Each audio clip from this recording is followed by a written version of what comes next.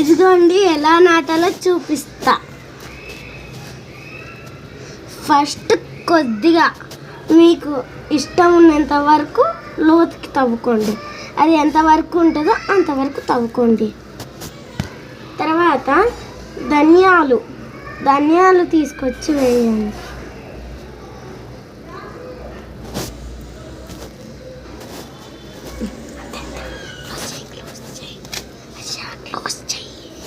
అండి మళ్ళీ ఎంత కావాలో వినండి, ఎంత వాటర్ కావాలో అవి కూడా వేసుకోండి. తర్వాత జాగ్రత్తగా చూసుకొని వేయండి, అంటే కొద్దిగా చాలు. పక్కన మీకు ఇంకా ముక్కలు ఉంటే కూడా వేయచ్చు.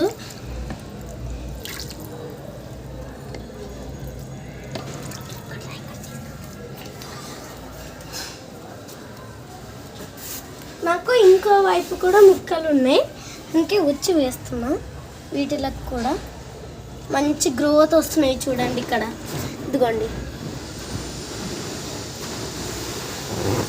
ఇదేమో ధనియాలతోనే వచ్చాయి ఇవి కూడా. మరి ఆ ప్లాంట్ ఏమో పుదీనాతో.